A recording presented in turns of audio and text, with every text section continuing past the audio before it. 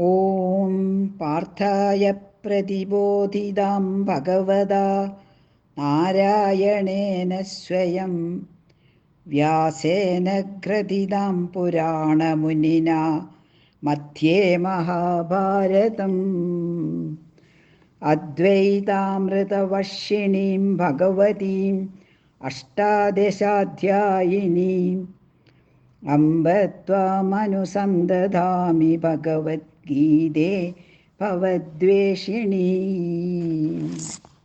ഹരി ഓം. മക്കളെ, ഇന്ന് നമ്മൾ 8ാമത്തെ ക്ലാസ്സിലാണ്. ഭഗവത്ഗീത പഠനത്തിൻ്റെ 8ാമത്തെ അധ്യായമാണ് നാം കേൾക്കാൻ പോകുന്നത്. അക്ഷരബ്രഹ്മയോഗം എന്നാണ് ഈ അധ്യായത്തിൻ്റെ പേര്.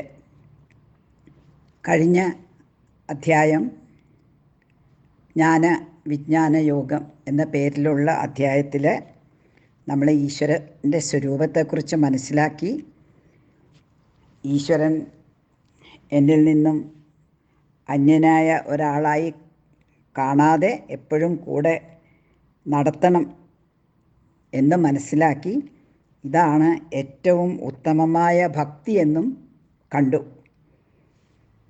ഇനി ഈ 8ാമത്തെ അധ്യായത്തിൽ കുറേ കാര്യങ്ങൾ പറയുന്നുണ്ട്. പക്ഷേ അതൊക്കെ വളരെ ബുദ്ധിമുട്ടുള്ള ഒരു അധ്യായമാണ് 8ാമത്തെ അധ്യായം. പക്ഷേ ബുദ്ധിമുട്ടുള്ളത് കൊണ്ട് നമ്മൾ അത് കേൾക്കണ്ട എന്നുള്ള അർത്ഥമില്ല. അതായത്, ഉദാഹരണത്തിന് നിങ്ങളുടെ അമ്മയോട് പറയാണ്, ഒരു കുട്ടി പറയാണ്, എനിക്ക് പഴുത്ത ചക്ക കഴിക്കണം. അവിടെ ഉണ്ടൊരു വലിയ പഴുത്ത ചക്ക അവിടെ വെച്ചിട്ടുണ്ട്. അപ്പോൾ കുട്ടി അമ്മയോട് പറയാണ്, എനിക്ക് ചക്ക വേണം. അപ്പോൾ അമ്മ പറയും, ഇവിടെ ആരും ഇന്ന് സഹായത്തിനൊന്നും ഇല്ല, കുറച്ച് ബുദ്ധിമുട്ടാണ്. പക്ഷേ അത് പറഞ്ഞിട്ട് അമ്മ എന്താ ചെയ്യുക? അമ്മ അതുവരെ ചക്ക മുറിച്ച ആളായിരിക്കില്ല. എങ്കിലും ഒരു കത്തിയൊക്കെ എടുത്ത് വലിയൊരു കത്തിയോ അല്ലെങ്കിൽ എന്താ പറയുക, വാക്കത്തിയോ ഒക്കെ എടുത്തിട്ട് മുറിച്ച് കയ്യിലെണ്ണയൊക്കെ പുരട്ടി ചുളയൊക്കെ കട്ട് ചെയ്ത് കുട്ടിക്ക് കൊടുക്കും കഴിക്കാൻ. എന്തിനാണ്? അവനറിയാൻ വേണ്ടിയിട്ട്, അവന് സന്തോഷിക്കാൻ വേണ്ടിയിട്ട്. അല്ലാതെ അവൻ ചക്ക കഴിച്ചിട്ടില്ലെങ്കിൽ, ഒരിക്കലും ചക്ക കഴിക്കാത്ത കുട്ടിയാണെന്ന് വിചാരിക്കുക, അപ്പോൾ അവന് അറിയില്ല. അതുപോലെ ഇവിടെ കൃഷ്ണനും അർജുനനോട് എന്താ ചെയ്യണത്? അർജുനൻ കുറേ അറിയാത്ത ചോദ്യങ്ങൾ ചോദിക്കുന്നുണ്ട്. അതൊക്കെ ബുദ്ധിമുട്ടാണ് എന്ന് പറഞ്ഞ് ഉത്തരം പറഞ്ഞു കൊടുക്കാതിരിക്കുകയല്ല ചെയ്യുന്നത്. അർജുനന് മനസ്സിലാകുന്ന ഭാഷയിൽ ഭഗവാൻ കൃഷ്ണൻ പറഞ്ഞു കൊടുക്കുകയാണ്. അപ്പോൾ അർജുനനെ മനസ്സിലായിട്ടില്ലെങ്കിൽ കുട്ടികളായ നമുക്ക് എങ്ങനെയാണ് മനസ്സിലാകുക? അപ്പോൾ അതിൽ മനസ്സിലാകുന്നതൊക്കെ നമുക്ക് മനസ്സിലാക്കാം. അങ്ങനെ വേണം നമുക്ക് ഈ അധ്യായത്തിലേക്ക് കടക്കാം.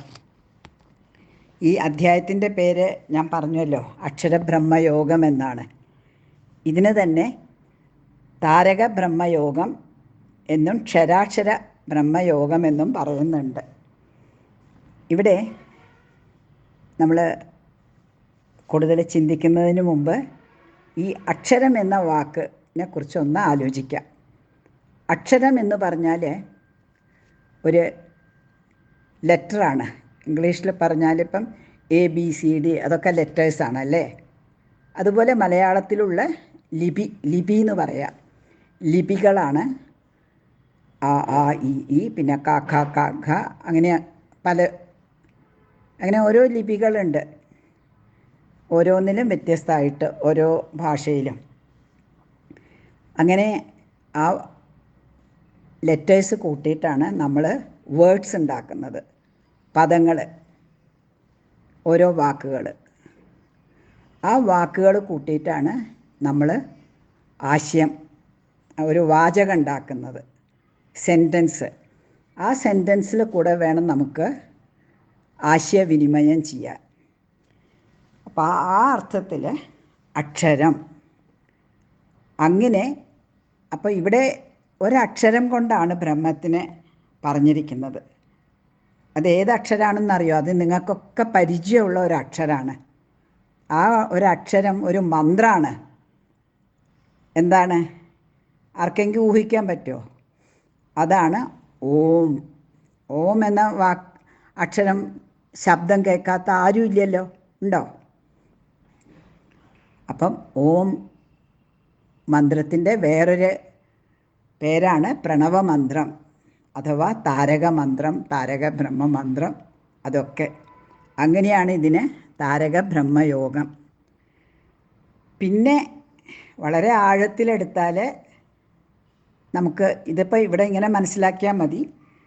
അങ്ങനെ ആ ബ്രഹ്മത്തിനെ കുറിച്ച് അല്ലെങ്കിൽ ഈശ്വരനെക്കുറിച്ച് ഉപാസിക്കുന്നത് ഓംകാര ഉപാസനയിൽ കൂടെ സാധിക്കും. ഇത്രയും നമുക്ക് ഓംകാരത്തിനെക്കുറിച്ച്, ആ അക്ഷരത്തിനെക്കുറിച്ച് അറിയാം. പിന്നെ അക്ഷരം എന്ന് പറഞ്ഞു കഴിഞ്ഞാൽ ഒരിക്കലും നശിക്കാത്തത്. ക്ഷരം എന്ന് പറഞ്ഞാൽ നശിക്കുന്നത്, അക്ഷരം എന്ന് പറഞ്ഞാൽ നാശമില്ലാത്തത്, എപ്പോഴും ഉള്ളത്, അതും ഈശ്വരനാണ്. അപ്പോൾ അങ്ങനെ ആ ഈശ്വരനെക്കുറിച്ചാണ് ഇതിൽ നമ്മൾ ചിന്തിക്കാൻ പോകുന്നത്. അപ്പോൾ ഇവിടെ ഈ അക്ഷരം എന്ന പേര് ഉപയോഗിക്കുന്നത് പരമാത്മാവായ ഈശ്വരനെ സൂചിപ്പിക്കാനാണ്. അതുകൊണ്ട് ഈശ്വരൻ ആണ് അക്ഷരം എന്ന്, ബ്രഹ്മം, ഈ അക്ഷരബ്രഹ്മം ഈശ്വരൻ തന്നെയാണെന്ന് മനസ്സിലാക്കുക. നമ്മൾ ഇതുവരെ എന്തൊക്കെയാണ് ഈശ്വരൻ മനസ്സിലാക്കിയത്? എന്താണ് ഈശ്വര സ്വരൂപം? പിന്നെ ഈശ്വരൻ സൃഷ്ടിച്ച ഈ ലോകം, അതായത് പ്രപഞ്ചം, ഈ വേൾഡ് എന്ന് പറഞ്ഞാൽ വേറെ എന്തോ ആണെന്നല്ല. നമ്മൾ ഈ കാണുന്ന എല്ലാം,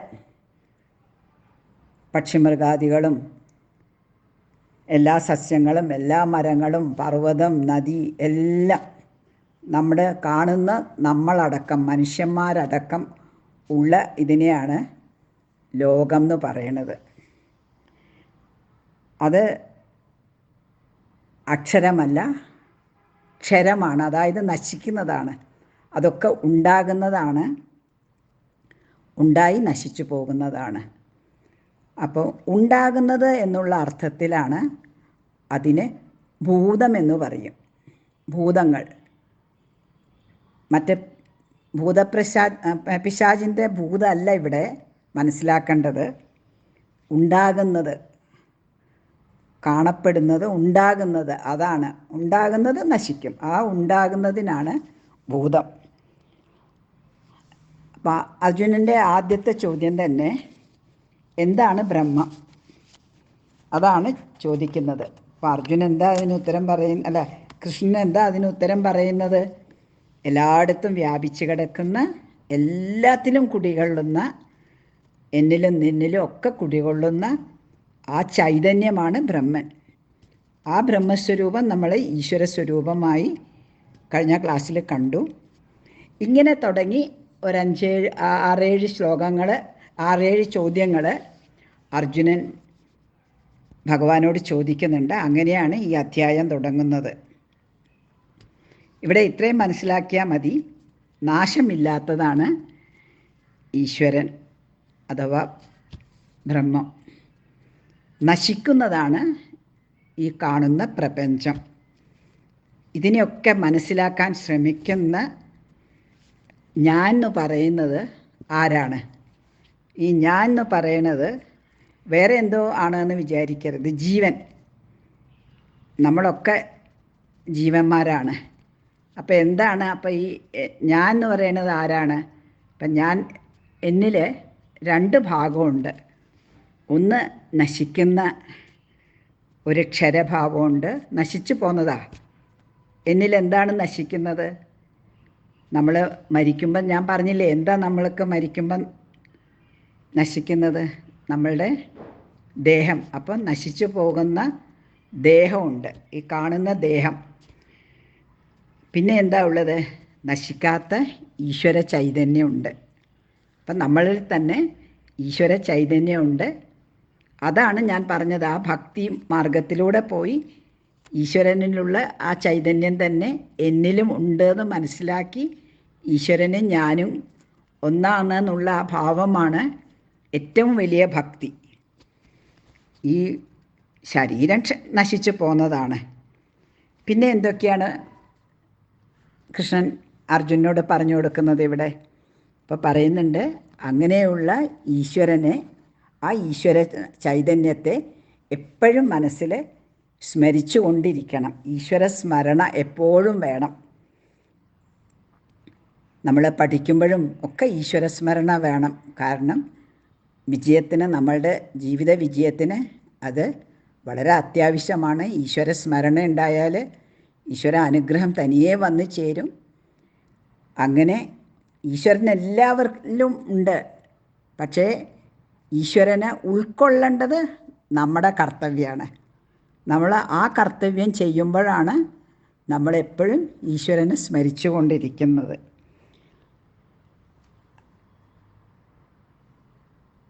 അത് നമ്മൾ ചെറുപ്പത്തിലേ പ്രാക്ടീസ് ചെയ്യേണ്ടതാണ്. അപ്പം പിന്നെ നമുക്ക് ഏത് രൂപത്തിലാണ് നമുക്ക് ഈശ്വരനെ സ്മരിക്കാൻ ഇഷ്ടം, ആ രൂപത്തിൽ നമ്മൾ എപ്പോഴും ധ്യാനിച്ചാൽ മതി. അതാണ് ഭഗവാൻ പറയുന്നത്. ഏത് ഭാവത്തിൽ ധ്യാനിച്ചാലും ഞാൻ നിങ്ങളിലുണ്ടാകും, നിങ്ങളെ അനുഗ്രഹിക്കും. പക്ഷേ വേറെ ഒന്ന് മനസ്സിലാക്കണം, നമ്മൾ ഏത് ഭാവത്തിൽ ധ്യാനിച്ചാലും നമ്മളെ ഈ ഭാവങ്ങളിലൂടെ നമ്മൾ മനസ്സിലാക്കേണ്ടത് ഒരേ ഒരു ഈശ്വരനേ ഉള്ളൂ. ഈശ്വരൻ കുറേ ഈശ്വരന്മാരില്ല. പക്ഷേ ഒരു ഈശ്വരന് കുറേ ഭാവങ്ങളുണ്ട്. അതിന് ചെറിയ ഉദാഹരണം പറയാം. നിങ്ങളുടെ ഒരാൾ, ദേവദാസ് എന്ന് പറഞ്ഞ ഒരാളുണ്ട് വിചാരിക്കുക. അയാളൊരു പോലീസ് ഓഫീസറാണ്. അതേസമയം അയാളുടെ മകന്, അയാൾ ആരാണ്? പോലീസ് ഓഫീസറാണോ? അയാൾ അച്ഛനാണ്. അപ്പോൾ അച്ഛൻ്റെ ഭാവത്തിലാണ് ഈ ദേവദാസിനെ കാണുക. അതേ സമയത്ത് ഭാര്യ എങ്ങനെയാണ് കാണുക? ഭർത്താവിൻ്റെ ഭാവത്തിൽ, കറക്റ്റ്, ഭർത്താവായിട്ട് കാണും. അതുപോലെ ഓഫീസിൽ പോയി കഴിഞ്ഞാൽ ബാക്കിയുള്ളവരൊക്കെ എങ്ങനെയാണ്? വലിയ പോലീസ് ഓഫീസർ, വളരെ ഭക്തിയോടെ പേടിച്ച് അനുസരിച്ച് കാണേണ്ട ഒരാൾ. പിന്നെ അയാളുടെ അച്ഛനെങ്ങനെയാണ് കാണുക? സ്വന്തം മകനായിട്ട്. അയാളുടെ അച്ഛനും അമ്മയും സ്വന്തം മകനായിട്ട്. അപ്പം ഈ ഭാവങ്ങളിലൊക്കെ മകനായി കാണുന്ന ആളും ഓഫീസറായ ആളും ഭർത്താവായിട്ട് ആരാധിക്കുന്ന ഒരാളും അല്ലെങ്കിൽ അറിയുന്ന ഒരാളും അച്ഛനായിട്ട് അറിയുന്ന ഒരാളും ഇതെല്ലാം ഒന്നല്ലേ? അതുപോലെയാണ് ഈശ്വരൻ പല ഭാവത്തിൽ നമ്മളുടെ മനസ്സിന് എന്താണ് ഇണങ്ങുന്നത് ആ ഭാവത്തിൽ ഈശ്വരനെ നമ്മൾ പല ദൈവങ്ങളായിട്ട്, ദൈവരൂപത്തിൽ, ദേവതാരൂപത്തിൽ കണ്ട് ആരാധിച്ച് പ്രാർത്ഥിക്കുന്നു. ഇവിടെ ഇത്രയും കാര്യങ്ങൾ നന്നായിട്ട് മനസ്സിലാക്കണം. നമുക്ക് മനസ്സിലാക്കാൻ പറ്റുന്നതേ ഉള്ളൂ. ഇത് വളരെ ആവശ്യമാണ്. കാരണം പലപ്പോഴും പലർക്കും ചില അനുഭവങ്ങൾ ഉണ്ടായിട്ടുണ്ട്. അതായത് മറ്റു മതങ്ങളിലുള്ള കുട്ടികൾ അല്ലെങ്കിൽ ആൾക്കാർ, വലിയ ആൾക്കാരും ഒക്കെ വന്നിട്ട് നമ്മളെ ഒന്ന് പുച്ഛിക്കുന്നുണ്ട്. എന്താണ്? ഓ, നിങ്ങളീ എല്ലാ ആൾക്കാരെയും, നിങ്ങൾക്കൊരു കുറേ ദൈവങ്ങളുണ്ടല്ലോ, 1 കോടിയോളം ദൈവങ്ങൾ, ഞങ്ങൾക്കൊക്കെ ഒരു ഈശ്വരനേ ഉള്ളൂ. അങ്ങനെ പറഞ്ഞ് നിങ്ങളെ പുച്ഛിക്കുമ്പോൾ നിങ്ങളുടെ തല ഒരിക്കലും കുനിഞ്ഞു പോവരുത്. അവരറിവില്ലായ്മ കൊണ്ട് വന്ന് പറയുന്നതാണ്. അവരെ തെറ്റിദ്ധരിക്കുകയൊന്നും വേണ്ട, പക്ഷെ അവർക്ക് പറഞ്ഞ് മനസ്സിലാക്കി കൊടുക്കണം. എങ്ങനെ ഇനി മേലാൽ അവരതും പറഞ്ഞ് നിങ്ങളുടെ അടുത്ത് വരരുത്, ആ വിധത്തിൽ നിങ്ങൾ അവരെ മനസ്സിലാക്കി കൊടുക്കണം. ഞങ്ങളുടെ ഈശ്വരൻ, ഞങ്ങളുടെ ദേവത ഞങ്ങൾക്ക് ഒരുപാടുണ്ട്. ആ ദേവതകളിലൂടെ നമ്മൾ പ്രാർത്ഥിക്കുന്നത് ഒരേ ഒരു ഈശ്വരനോടാണ്. നമ്മുടെ മനസ്സിനനുസരിച്ച് ആ ഈശ്വരനെ നമ്മൾ പല ഭാവങ്ങളിൽ കാണുന്നു, പ്രാർത്ഥിക്കുന്നു. ഇതാണ് നിങ്ങൾക്ക് ആദ്യം നിങ്ങൾ മനസ്സിലാക്കേണ്ടത്. നിങ്ങൾ നല്ലപോലെ മനസ്സിലായാൽ മാത്രമേ വേറൊരാളെ മനസ്സിലാക്കിപ്പിക്കാൻ സാധിക്കുള്ളൂ. അത് വളരെ ശ്രദ്ധിക്കണം. നിങ്ങൾ വളരെ ഇത് കൃത്യമായി നിങ്ങളുടെ മുതിർന്നവരിൽ നിന്ന്, ആചാര്യന്മാരിൽ നിന്ന്, അച്ഛനമ്മമാരിൽ നിന്ന് അറിഞ്ഞിരിക്കണം. അപ്പം ഒരു ചോദ്യത്തിൻ്റെ മുമ്പിൽ ആരും പകച്ചു പോകരുത്. നേരെ മറിച്ച് അവരെ ഇനി ചോദിക്കാത്ത വണ്ണം അടിച്ചമർത്തണം. അതിന് നിങ്ങൾ എപ്പോഴും നിങ്ങൾക്ക് അറിവുണ്ടായിരിക്കണം. അറിവുണ്ടായാൽ മാത്രമേ, കൃത്യമായ ശരിയായ അറിവുണ്ടായാൽ മാത്രമേ നമുക്ക് പ്രതികരിക്കാൻ പറ്റുള്ളൂ ഏതൊരു ചോദ്യം ചോദിക്കുമ്പോഴും. ഇത്രയും മനസ്സിലാക്കണം. ഇനി അർജുനൻ വേറൊരു സംശയം ഭഗവാനോട് ചോദിക്കുകയാണ്. ഇങ്ങനെ ഉപാസിച്ചുകൊണ്ടിരിക്കുമ്പം, ധ്യാനം ചെയ്തുകൊണ്ടിരിക്കുമ്പം മരിക്കുമ്പോൾ ആ ഉപാസകൻ എവിടേക്കാണ് പോകുന്നത്? ഇവിടെ പല കാര്യങ്ങളും ഭഗവാൻ അർജുനന് ഉപദേശിച്ചു ഈ അധ്യായത്തിൽ തന്നെ. പക്ഷേ ഏറ്റവും നമുക്കൊക്കെ ഉപകാരമുള്ള ഒരു കാര്യം എന്താണ് ഭഗവാൻ ഉപദേശിച്ചത് എന്ന് പറഞ്ഞാൽ മരണത്തെക്കുറിച്ചാണ്. മരണത്തെക്കുറിച്ച് വളരെ വിശദമായി നമ്മൾ ഓരോരുത്തരും അറിഞ്ഞിരിക്കണം, പ്രത്യേകിച്ച് കുട്ടികൾ. കാരണം മരണം എന്നൊരു വാക്ക് തന്നെ ഭയം ജനിപ്പിക്കുന്നതാണ്. അതുകൊണ്ട് ഒരാൾ മരിച്ചു എന്നോ ഒന്നും കുട്ടികളുടെ മുന്നിൽ നിന്ന് പറയാൻ അച്ഛനമ്മമാർക്കോ വലിയ ആൾക്കാർക്കോ വലിയ പേടിയാണ്. മരിച്ച സ്ഥലങ്ങളിൽ കുട്ടികളെ കൊണ്ടുപോവില്ല, അവർക്ക് പേടിയാകും, അവർക്കത് ഉൾക്കൊള്ളാൻ പറ്റില്ല എന്ന വിചാരത്തോടെ. അങ്ങനെ പാടില്ല. കാരണം മരണം നമുക്കൊരിക്കലും ഒഴിവാക്കാൻ പറ്റാത്ത ഒരു കാര്യമാണ്. നമുക്ക് ആർക്കെങ്കിലും പറയാമോ, ഞാൻ മരിക്കില്ല ഒരിക്കലും, എനിക്കെങ്ങനെയെങ്കിലും എനിക്ക് മരിക്കാതെ ഇരിക്കാൻ പറ്റുന്ന ഒരാൾക്കും പറയാൻ പറ്റില്ല. ജനിച്ചു കഴിഞ്ഞാൽ എപ്പോഴായാലും മരിച്ചേ തീരൂ. അത് 100% മാറ്റാൻ അത് ശരിയാണ്. ആർക്കും ഒരണു കിട അതിൽ നിന്ന് വ്യത്യസ്തമായിട്ടിരിക്കാൻ പറ്റില്ല. ഇതാണ് ആദ്യം മനസ്സിലാക്കേണ്ടത്. ജനിച്ചതിനൊക്കെ മരണമുണ്ട്. പിന്നെ മനസ്സിലാക്കേണ്ടത് എന്താണ് മരിക്കുന്നത്. മരണം എന്ന് പറയുന്നത് നമ്മളുടെ ഈ ദേഹം മാത്രമാണ്. അതായത് എല്ലാ ദേഹവും മരിക്കുന്നില്ല. ഈ നമ്മൾ കാണുന്ന ഈ മനുഷ്യദേഹം, നമ്മൾ ഈ കാണുന്ന രൂപം, ഇത്ര തൂക്കം, ഇത്ര ആകൃതി, ആണോ പെണ്ണോ, അങ്ങനെയുള്ള ആ ദേഹം, അതാണ് മരിക്കുന്നത്. അതിൻ്റെ കാലം കഴിഞ്ഞാൽ മരിക്കും. അതിന് ഇത്ര കാലം ഉണ്ട് എന്നുള്ളതൊക്കെ ഒരു നിശ്ചയമുണ്ട് ഭഗവാന്റെ. അത് കഴിഞ്ഞാൽ പോകും. എന്നാൽ മരിക്കാത്ത ഒരു തത്വമുണ്ട്, അതാണ് ആത്മാവ്. അപ്പോൾ ആത്മാവ് ഒരിക്കലും മരിക്കുന്നില്ല. ഇതാണ് 2-ാമത്തെ അധ്യായത്തിൽ ഭഗവാൻ ആദ്യം അർജുനനോട് പറഞ്ഞത്. പക്ഷെ അർജുനന് അത്ര മനസ്സിലായിട്ടില്ല. അപ്പം അതുകൊണ്ടാണ് ഈ ചോദ്യങ്ങളൊക്കെ പിന്നെയും വരുന്നത്. അപ്പോൾ ആ ചൈതന്യം, ആ മരിക്കാതെ ഉള്ള ചൈതന്യമാണ് ആത്മചൈതന്യം. അപ്പോൾ ആ മരിച്ചു കഴിഞ്ഞാൽ നമുക്ക് ശരിയാണ്, നമുക്ക് ആ ദേഹത്തിനോട് സംസാരിക്കാൻ, നമ്മൾ ആരോടാണ് സംസാരിക്കുന്നത്? ദേഹത്തിനോടാണ് സംസാരിക്കുന്നത്. ദേഹത്തിനെ കെട്ടിപ്പിടിക്കാനോ സംസാരിക്കാനോ ഒന്നും പറ്റില്ല. ആ ആത്മചൈതന്യം ഈശ്വര ചൈതന്യമായിട്ട് ഒന്നാകുന്നു. ആ ഈശ്വര ചൈതന്യം തന്നെ ഞാനും. അപ്പോൾ ആ ആത്മചൈതന്യം എൻ്റെ ആത്മചൈതന്യമായിട്ട് ഒന്നാകുന്നു. ഇത്രയും മനസ്സിലാക്കി കഴിഞ്ഞാൽ നമ്മളൊരിക്കലും മരണത്തെക്കുറിച്ച് പേടിക്കില്ല. ഇനി ഇതൊക്കെ മനസ്സിലാകുന്നതാണ് മനസ്സിലാക്കിയ ഒരാളാണ് ജ്ഞാനി എന്ന് പറയണത്. അപ്പം ഭഗവാൻ കൃഷ്ണൻ പറയുന്നുണ്ട്, എല്ലാവരും ജ്ഞാനിയായിട്ടല്ലല്ലോ മരിക്കുക. അപ്പം ആ ജ്ഞാനത്തിലേക്ക് എത്താനുള്ള ഒരു വഴിയാണ് ഉപാസന.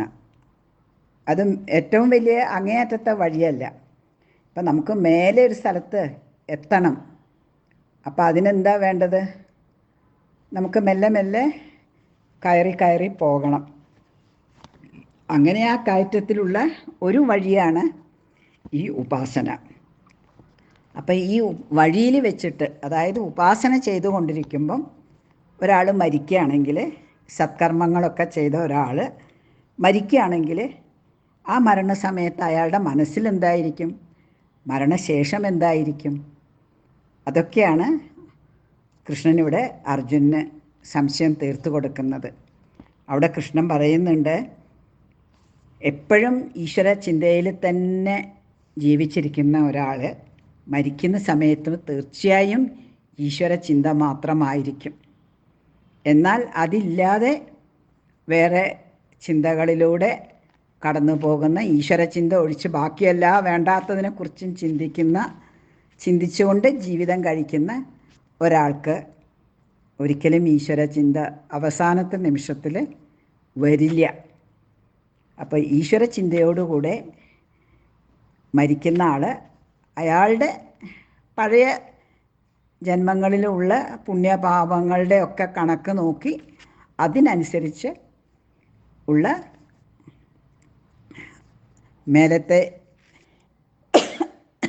മേലത്തെ ലോകങ്ങളിലേക്ക് പോകും. സ്വർഗലോകത്തിൽ, അതിൻ്റെ മേലെയുള്ള ബ്രഹ്മലോകം. എന്നാൽ ഈശ്വര ചിന്തയില്ലാതെ അതോ സ്വന്തം ഇതിന് വേണ്ടി മാത്രം ജീവിക്കുന്ന ഒരാൾ, പുണ്യം ചെയ്യാത്ത ഒരാൾ, പുണ്യകർമ്മങ്ങൾ ചെയ്യാത്ത ഒരാൾ തീർച്ചയായും നരകത്തിലേക്ക്, അതായത് താഴോട്ടുള്ള ലോകങ്ങളിലാണ് ജനിക്കുക. ഇത്രയാണ് പറഞ്ഞ്. അതുകൊണ്ട് ഈശ്വരഭക്തി നമ്മൾ ചെറുപ്പത്തിലേ വളർത്തണം. അതും ശരിയായ ഭക്തി എന്താണെന്ന് പഠിപ്പിച്ചുകൊണ്ട് നമ്മൾ കുട്ടികളിൽ ഈശ്വരഭക്തി വളർത്തണം. അങ്ങനെ ജീവിതം ഈശ്വര സ്മരണയിലൂടെ കഴിയണം. ഇത്രയാണ് നമുക്ക് ഈ അധ്യായത്തിൽ നിന്ന് മനസ്സിലാക്കേണ്ടത്. ഇനിയിപ്പം ഇനി എന്തെങ്കിലും മനസ്സിലാക്കാനുണ്ടോ എന്ന ഒരു ചോദ്യമാണ് നമ്മുടെ മനസ്സിലും വരുന്നത്, അർജുനൻ്റെ മനസ്സിലും വരുന്നത്. അപ്പോൾ അർജുനൻ എന്താ അപ്പോൾ അത് മനസ്സിലാക്കിയ ഈശ്വരൻ ഭഗവാൻ കൃഷ്ണൻ അടുത്ത അധ്യായത്തിൽ വീണ്ടും പറയാൻ പോകുന്നുണ്ട്. നമുക്കതെന്താണെന്ന് കേൾക്കാം. അതിനു മുമ്പ് ഇതിപ്പം നമ്മൾ ഭഗവത്ഗീത എന്ന് പറഞ്ഞത് 18 അധ്യായമുള്ളതാണ്. നമുക്ക് ഈ 18 അധ്യായത്തെ നമുക്കൊന്ന് ഒരു മേലോട്ട് പോയിട്ടാണല്ലോ നമുക്ക് ഒരു സ്ഥലത്ത് എത്തേണ്ടത്. ഒരു വലിയ നല്ല സ്ഥലത്ത്, കാണാനൊക്കെ ഭംഗിയുള്ളൊരു സ്ഥലത്ത് എത്തണമെങ്കിൽ താഴേന്ന് നോക്കിയാൽ ശരിയാവില്ല. അപ്പം മേലേന്ന് പോയിട്ട് വേണം അത് ഭംഗിയായിട്ട് ആസ്വദിക്കാൻ, അല്ലേ?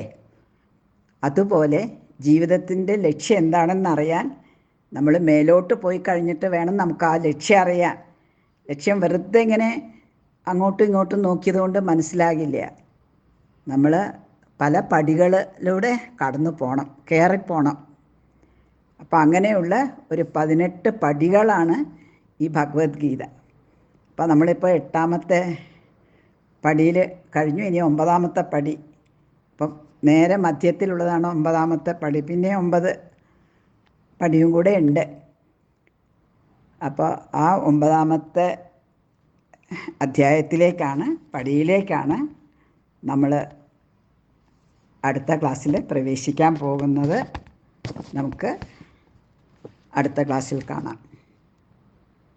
ഹരി ഓം.